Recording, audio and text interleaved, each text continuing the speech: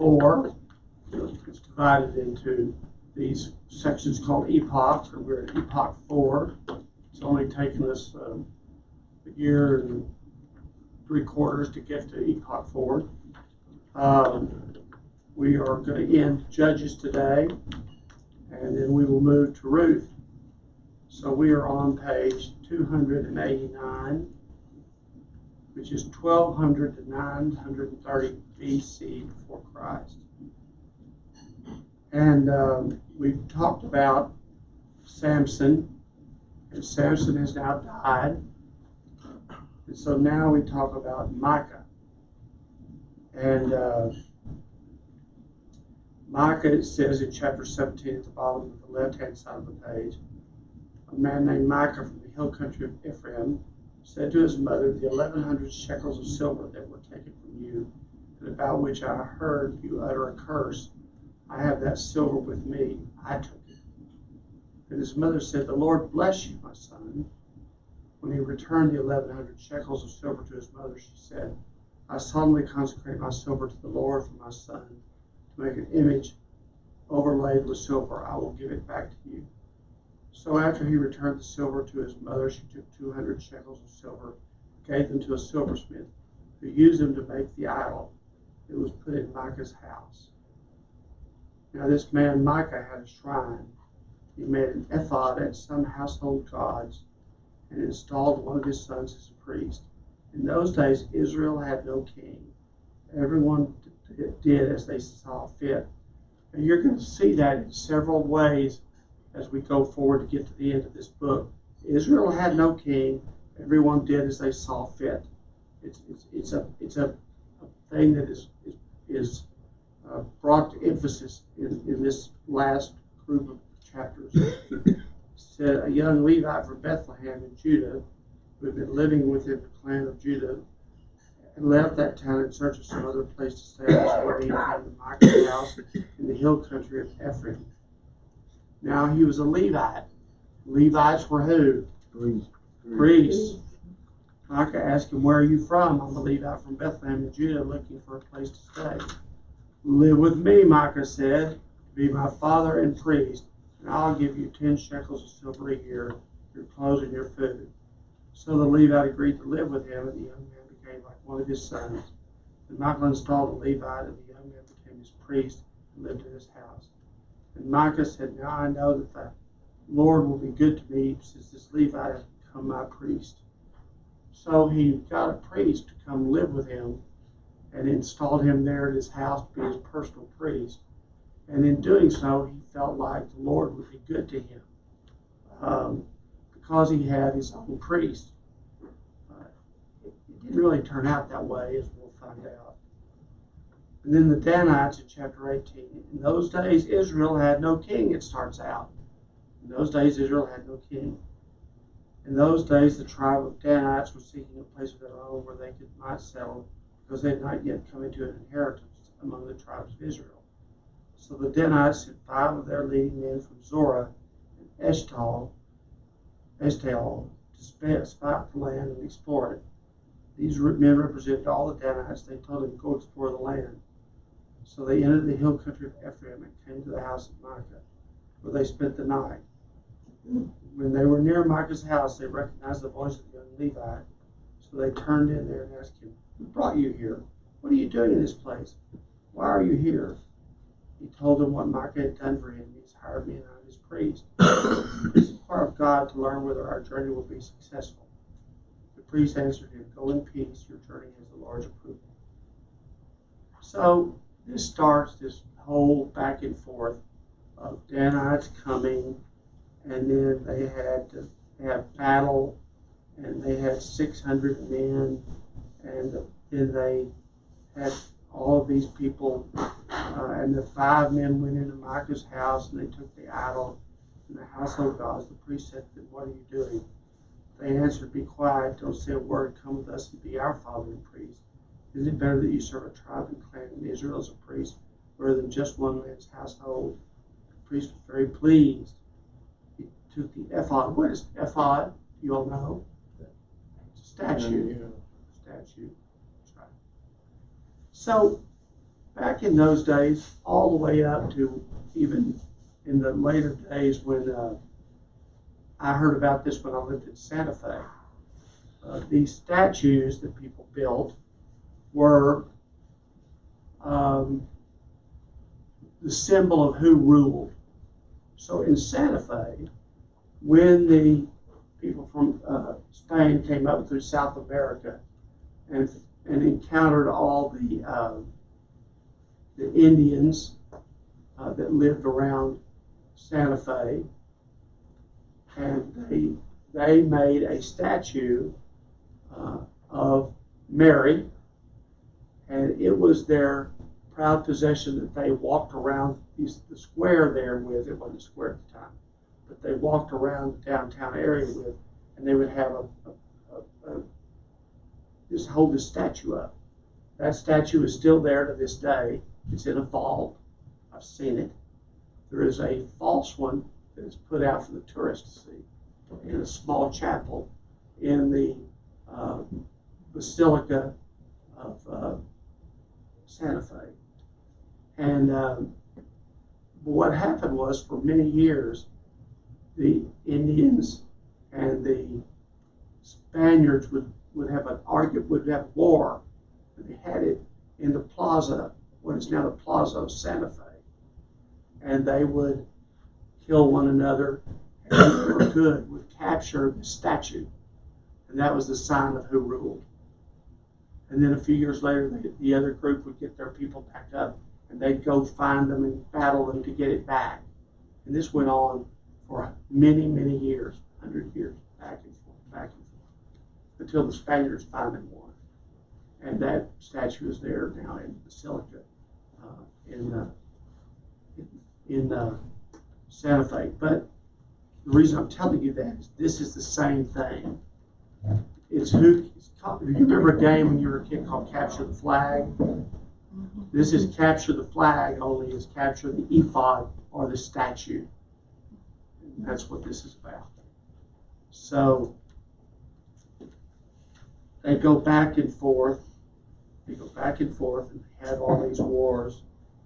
And then finally, the Danites got some land, and they said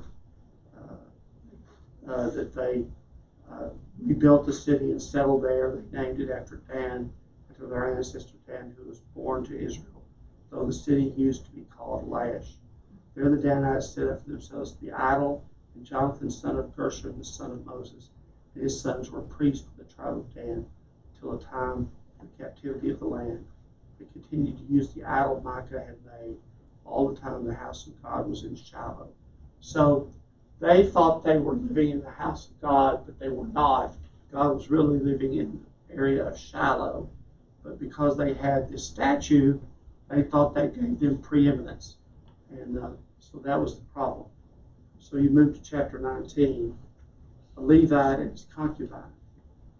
In those days it starts, Israel had no king. It says it again, which means there's no one in charge and everybody's making it up on their own. Kind of like here. I mean, it's just, everybody makes it up. Now, a Levite who lived in a remote area in the hill country of Ephraim took a concubine from Bethlehem in Judah. But she was unfaithful to him. But this is the priest, you understand, who took a concubine, a prostitute. And she was unfaithful to him. She left him and went back to her parents' home in Bethlehem of Judah. After she had been there 4 months, her husband went to her to persuade her to return. And he takes servants, he takes all these things. And her father saw him, he gladly welcomed him. His father-in-law, the woman's father, fell on him to stay. So he remained there with him 3 days, eating and drinking.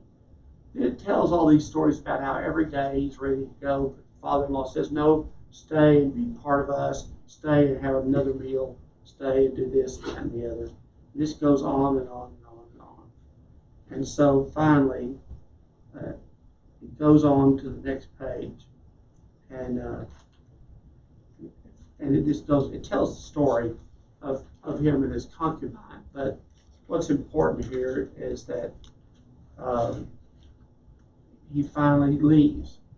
When he says he leaves, he says we won't go into any city because people are not Israelites.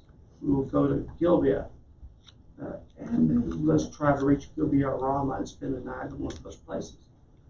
So they stopped to spend the night, and they went in the city square, but no one took them in for the night. That evening, an old man from the hill country of Ephraim, who was living in Gibeah, the inhabitants from the place were Benjamites. When he looked in and saw the traveler of the city square, the old man asked, "Where are you going? Where are you going? Where did you come from?" And they told the story. They told the story of what they had done and where they had been. And they said, "We have all the food, we have all the straw for our animals, we have everything, we just don't have a place to sleep." He said, "You're welcome in my house. Let me supply you with whatever you need." And they don't need to spend the night in the square. And he fed the donkeys, he took them into his house. While they were enjoying themselves, some of the wicked men of the city surrounded the whole house. Pounding on the door, they shouted to the old man who owned the house, "Bring out the man who came to your house so we can have sex with him." You got that? Sodom all over. Yeah. The owner of the house went outside and said to him, think about how bad this is.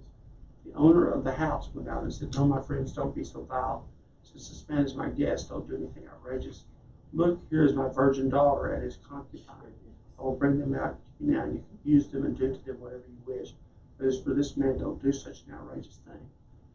So he doesn't want this man he's never met to go out and be sodomized, but he lets his daughter, who's a virgin, and the concubine out there for these men to use however they want to. And the men would not listen to him. So the men took his concubine and sent her outside to them. And they raped her and abused her throughout the night, and at dawn they let her go. At daybreak, the woman went back to the house where her master was staying, fell down at the door, and lay there until daylight. When her master got up in the morning and opened the door of the house and stepped out to continue on his way, there lay his concubine, fallen in the doorway of the house, with her hands on the threshold. He said to her, "Get up, let's go." There was no answer. The man put her on his donkey and set out for home. When he reached home, he took a knife and cut up his concubine limb by limb into 12 parts and sent them to all the areas of Israel. Everyone who saw it saying to one another, "Such a thing has never been seen or done, not since the day the Israelites came out of Egypt." Just imagine, we must do something, so speak up. So the 12 tribes of Israel each got one piece of this concubine that the man cut up. Think about how horrible this all is. And now they're offended. So they say whatever they're going to do. So the Israelites punished the Benjamites in chapter 20. They say that all Israel from Dan to Beersheba and from the land of Gilead came together as one and assembled before the Lord in Mizpah. Leaders of all the people of that tribe of Israel took their places in the assembly of God's people. 400,000 men armed with swords. The Benjamites heard that the Israelites had gone up to Mizpah. The Israelites said, "Tell us how this awful thing happened." So the Levite, the husband of the murdered woman, said, "I and my concubine came to Gibeah and Bethlehem to spend the night." And he tells it all. They raped her and she died. So I sent one piece to each region of Israel's inheritance because they committed this lewd and outrageous act in Israel. Now all you Israelites, speak up and tell me what you decided to do. So he's saying, look, some people from Israel did this to my concubine and she died. So I sent you a little package. I cut her up and sent them to her to you to see how horrible it was. So now speak up and tell me what you're going to do about it. How are you going to make this right? All the men rose up together as one, saying, "None of us will go home. Not one of us will return to his home. But now this is what we'll do to Gibeah. We'll go up against it in order, deciding by casting lots." And then it tells how they took 10 men from here, these men and these men. And they sent messengers throughout the tribe of Benjamin, saying, "What about this awful crime that was committed unto you? Now turn these wicked men of Gibeah over to us, that we may put them to death and purge the evil from Israel." But the Benjamites would not listen to their fellow Israelites. Now Benjaminites are Israelites, remember. Benjamin would not listen. From their own towns they came together to fight against the Israelites. At once the Benjamites mobilized 26,000 swordsmen from their towns, in addition to 700 able young men. All these soldiers were the 700 select troops of them ailing sling stoned at a hair and not miss. Israel, the part of Benjamin, mustered 400,000 swordsmen, all of them fit for battle. The Israelites went to Bethel and inquired of God. They said, who of us go first against the Benjamites? The Lord replied, Judah shall go first. So they sent the people from Judah up there to go into position to fight. And they had a lot of problems with that, but they cut down the 22,000 Israelites on the battlefield that day. The Israelites went up and wept before the Lord until evening. And they said, shall we go again to fight the Benjamites, our fellow Israelites? And the Lord answered, go up against them. And the Israelites drew near to Benjamin the second day. This time, when the Benjamites came out from Gilbert to oppose them, they cut down another 18,000 Israelites, all of them armed with swords. Then all the Israelites, the whole army, went up to Bethel. There they sat weeping before the Lord.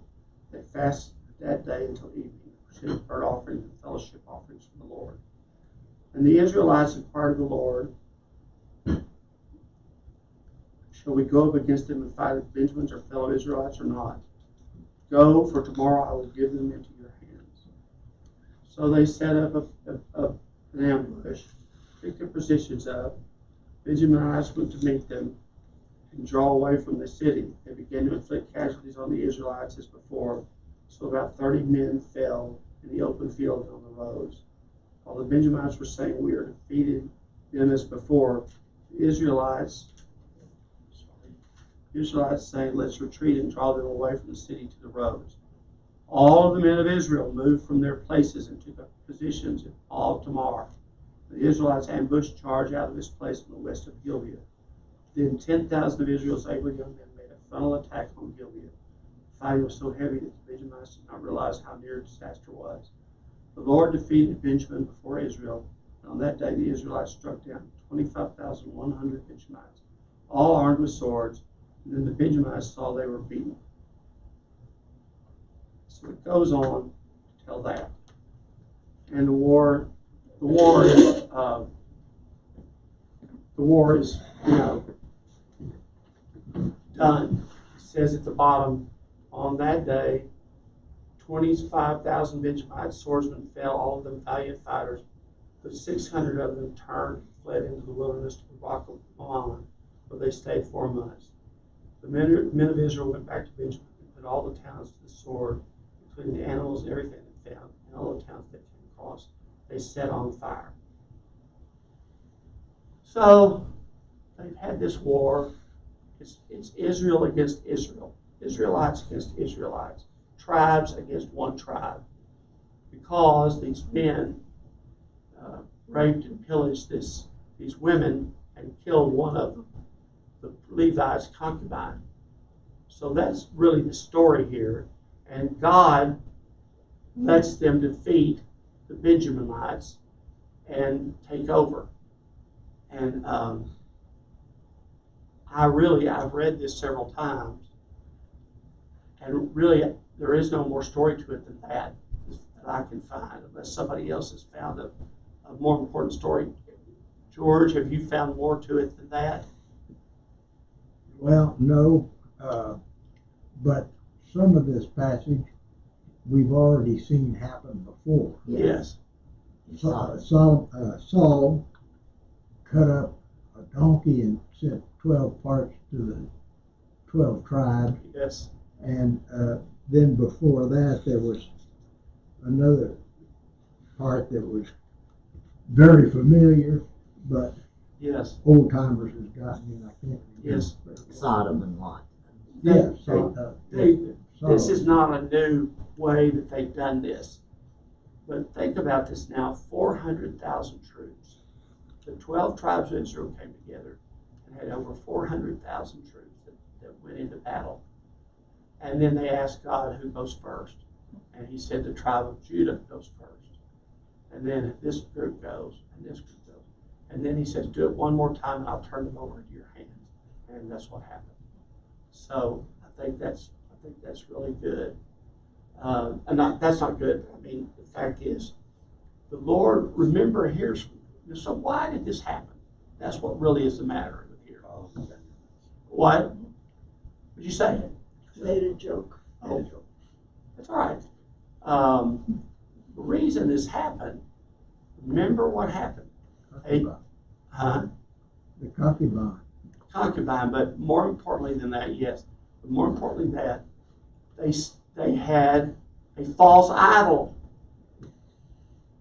All of this happened because ephod, they had a false idol. And when they had the false idol, that's what happened.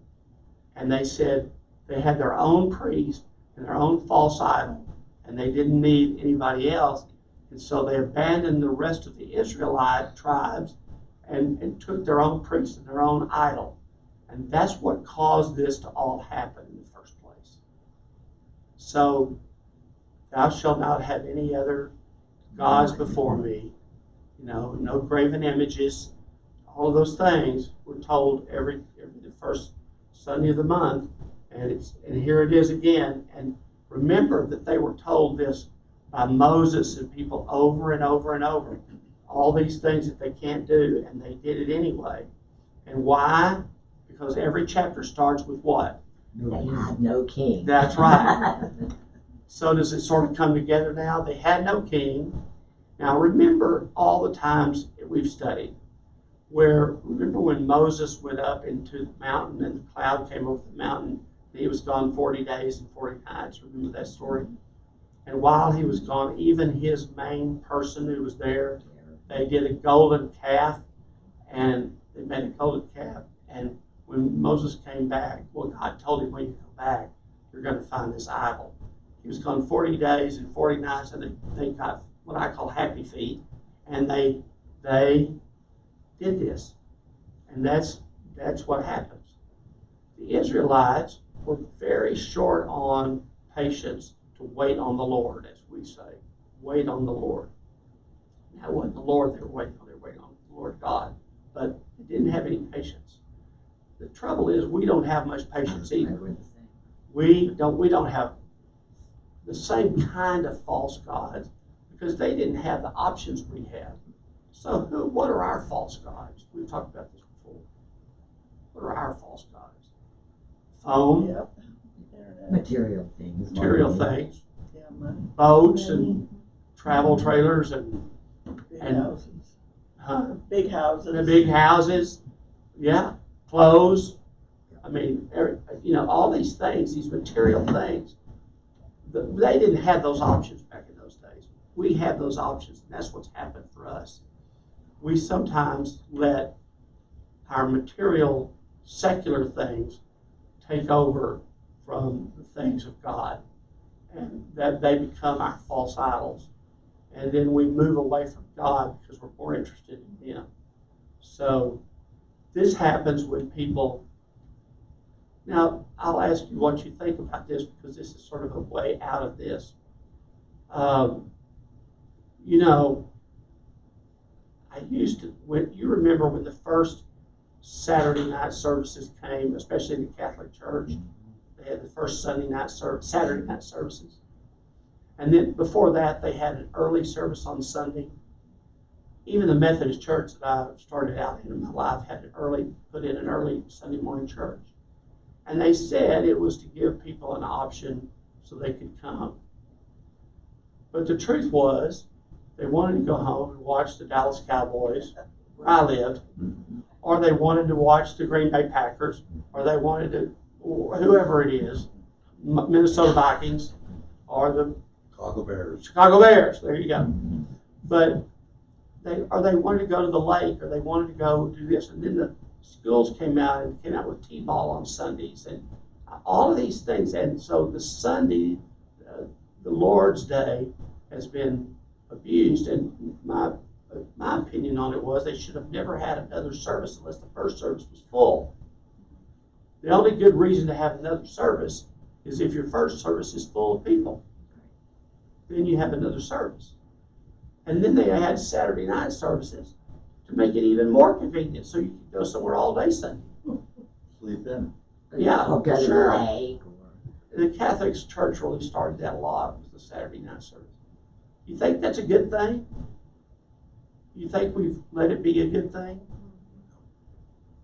If it's not a magnet for the world, then if it is a magnet for the world, it's bad. And if it's not, and it brings more people into all of the services, then it's a good thing. How do you know? How do I know whether? No, how would anybody know whether it was for God or for? Well, I mean, so here's the mixture of it. The mixture of it is they want to go to Saturday night so they can have all day Sunday off to do whatever they want to do. That's the bad side of it. The good side is, but they want to be in At church least they're going enough to to church. come on Saturday night. So it's sort of a draw to me. Catch-22. It's a catch-22. It's a 6 of one, half dozen the other. You know, we have made it religion a matter of convenience. Nonetheless, it's still they come for religion, which is now the Catholic Church was built on guilt, as you know. An obligation. An obligation, yes, that's a better word than guilt. Yes, ma'am. So we don't seem to have that, you know. A lot of churches don't have that. I asked one time the preacher at First Baptist Church in Wichita Falls, because they had built one of those big buildings for tennis and for basketball and all of that. And they built a place in there like a kitchen for people to be able to buy hamburgers when they were there and all of that. And I said, Pastor, did you build this big building to get people to come, or did you build it so that people would be able to come to a Christian environment? And he said the answer is yes. You know, so I don't know that there's a bad answer. Is my point there? You know, it's just the way it is. So now let's talk about this last part, chapter 21, the wise for the Benjamites. The men of Israel had taken an oath at Mizpah: none of us will give his daughter in marriage to a Benjamite. These are the people they defeated. The people went to Bethel, where they sat before God until evening, raising their voices and weeping bitterly. Lord God of Israel, they cried, why has this happened to Israel? Why should one tribe be missing from Israel today? Early the next day, the people built an altar and presented burnt offerings and fellowship offerings. Then the Israelites asked, who from all the tribes of Israel has failed to assemble before the Lord? Well, they had taken a solemn oath that anyone who failed to assemble before the Lord at Mizpah was to be put to death. Now the Israelites grieved for the tribe of Benjamin, their fellow Israelites. Today one tribe is cut off from the west. They said, how can we provide wives for those who are left, since we have taken an oath to the Lord not to give them any of our daughters in marriage? So Israel, the Israelites, except for one group, the Benjaminites, has said we will not give our daughters to them in marriage. They can't marry any of our Israelite women. And they said, then they asked which one of the tribes of Israel failed to assemble before the Lord. And then they said who it was. They said 12,000 fighting men with instructions to go to Jabesh Gilead and put to the sword those living there, including the women and children. This is what you do: kill every male and every woman who is not a virgin. Found among the people living in Jabesh Gilead 400 young women who had never slept with a man. And they took them to the camp at Shiloh in Canaan. Then the whole assembly sent an offer of peace to the Benjamites at the rock of Ribbon. So the Benjamites returned at that time and were given the women of Jabesh Gilead who had been spared. But there were not enough for all of them. So now you see, they've killed the last remaining people who were not part of them. And they have now welcomed the final people back into the 12 tribes of Israel. They've done that. So they've done that. So they said, they agreed, and they said, when the women of Benjamin destroyed, how shall we provide wives for the men who are left? The Benjamin survivors must have heirs. We can't give them our daughters, since we have taken this oath. But look, there is an annual festival of the Lord in Shiloh. A festival of the Lord in Shiloh. Now think about this. Festival of the Lord, which lies north of Bethel, east of the road that goes from Bethel to Shechem, and south of Lebanon. So they instructed the Benjamites, saying, go and hide in the vineyards and watch. When the young women of Shiloh come out to join in the dancing, rush to the vineyards, and each of you seize one of them to be your wife. Then return to the land of Benjamin. When the fathers or brothers complain to us, we will say to them, do us the favor of helping them, because we did not give them wives for them during the war. You will not be guilty of breaking your oath because you did not give your daughters to them. So that is what the Benjaminites did. While the young women were dancing, each man caught one and carried her off to be his wife.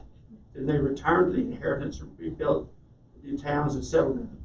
At that time, the Israelites left that place and went home to their tribes and clans, each of his own inheritance. And in those days, Israel had no king, and everyone did as they saw fit. Now, Have we got it yet? these are God's chosen people. Let me just say this to you. The Israelites are God's chosen people. And what did they say? Did you all ever remember seeing a movie or a play called Seven Brides for Seven Brothers? Yes. Howard Keel. And you remember they said the boys went over and captured the girls and brought them back to the house to be their wives. This is sort of the same thing, only that was a nice version. These Israelites, who were God's chosen people, said, we can't give them our daughters, but it's all right for you to go hide in the bushes and watch this festival. And when these girls start to dance, grab them and take them home to be, against their will, take them home to be your wives. These are God's chosen people, and this is how they are doing it.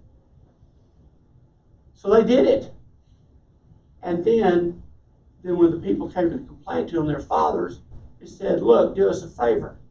We can't give them our daughters, but you can because you won't break the oath. You didn't take an oath. So just let them go. And these people let their daughters go. Now think about this. These are God's chosen people, and this is how they act. Now then it says, they settled their inheritance, and then the Israelites all went home to their tribes and clans. In those days it ends, Israel had no king. Everyone did as they saw fit. So that's what they are saying. That because Israel had no king, they could do what they wanted. But what they did was wrong. It was wrong. They kidnapped young virgins and took them to be their wives without anybody's, without a king, without permission, without the women's permission. So in all of this, they are not ruled by the things that Moses had told them when he came down. Remember that Moses had the Song of Moses before he went. He could not go into the Promised Land. Do you remember that? And so because of that, God spoke to him, and then he went down and had the Song of Moses, which was a long review of everything that he had been told by God. And he told these people who were supposed to tell their loved ones, who were supposed to pass it down to their loved ones, through the Levites. But they had Levites, but the Levites were taking jobs for money. So that took care of that. And then the people killed so many people, and then it left the Benjamites. And then they said, we can't give you our women because you moved away from us. And so then they sent them off to hide where Shiloh was in the vineyards and go in and take the women for their wives against their will because there was no king and there was no ruler. And so this is the end of the story of the book of Judges. There was no one in charge. Everybody did as they saw fit. They had some sort of official, they came together to say to the Benjaminites, turn over to us the people who did this wrong. They wouldn't, so they went to war with them. So they had some version of what they thought was fair. But why? The question of all of this is, why didn't they have a king? Why did they not have a king? That's what you need to know. They didn't want that total rule over them. That's right. But also, that's one reason. That's right. But what's one reason that God said? He said, I'm tired. Remember back, he said, I'm tired of sending you people, and then you're good for a while, and then they die, and you don't do it, then you go back. And they're the ultimate backsliders. The Israelites are the ultimate backsliders. We call Baptist backsliders. No. The Israelites were. As soon as they didn't have somebody that God sent them, they backslid. They went into complete disarray, and they put in false idols, and they did all these things. So God said, it's been several chapters back, I'm not going to send you anybody else. I'm tired of sending you people, and then they're only good for the 20 or 30 or 40 years. Usually it was 40 years, and then then again when as soon as they're gone and died, you all go back. Isn't that right, George? Yes. So God said, I'm leaving to yourselves. Remember, he said that I can't, we have to find it back. It's back a few many chapters. He said, I'm just going to leave you to yourselves. And this is what happens in the book of Judges when the people are left to themselves. This is what happens when all of us are left to ourselves, when we don't believe in the Lord God Almighty, creator of heaven and earth, as we say in our creed every Sunday.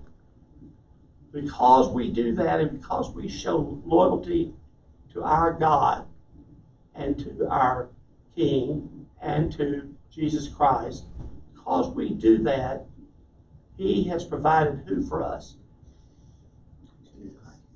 Who? Christ. So God said, I'm not going to send you any more people to be in charge of you, because you as soon as they die, you go back. So he waits now through the rest of the Old Testament. We're going to go into Ruth now, which is a different completely story. It's about Naomi. She loses. We'll do that next Sunday. But what's important is after that we go into the prophets. We go into the prophets. And the prophets mainly their main job is to prophesy what? Coming Christ. Coming King. That's right. A coming King. So we've now sort of had the end of one part of the Bible, and that is the kings and the judges and the Old Testament and the way that they've done things. And God has said, I'm leaving you to yourself. But he did show up and sort of tell them what to do. But now we're going to read about Ruth, and then we're going to go into the prophets.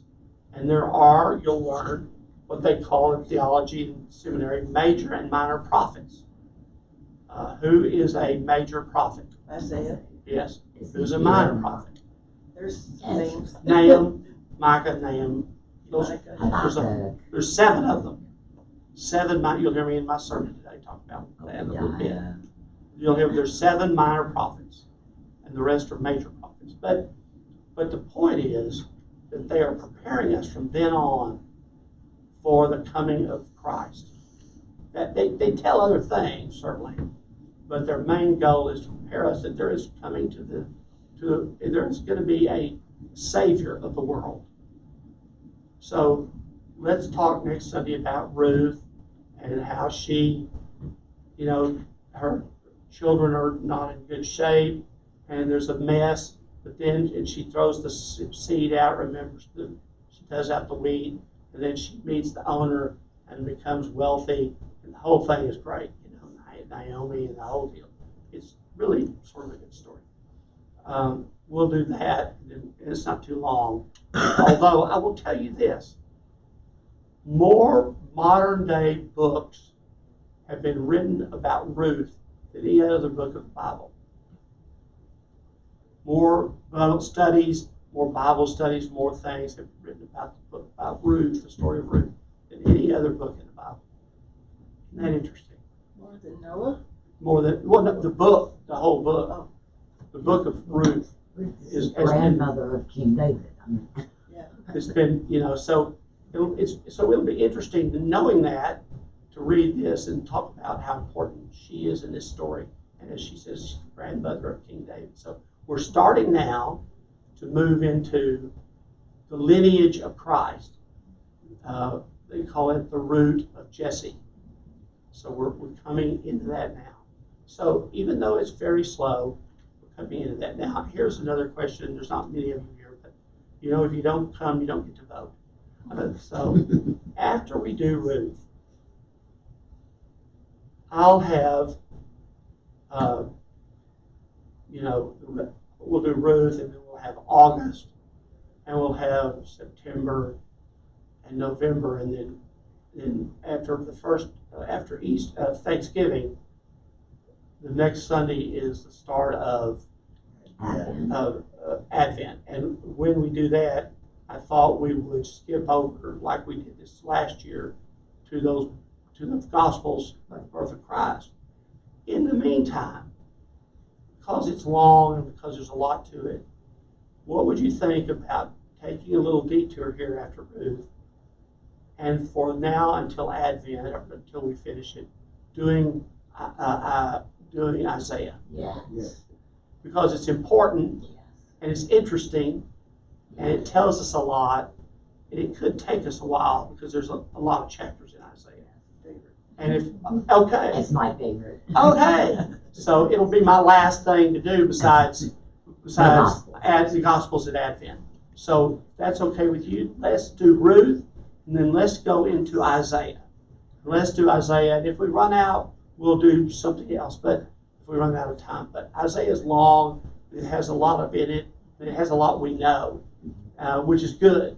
So okay, if that's all right, that would please me too. So we've got that done. Yes. So thank you. All right, how about that? And when the people ask you, why are we doing this, you'll say, well, we voted and you weren't here. You missed the vote. Yeah. You weren't here.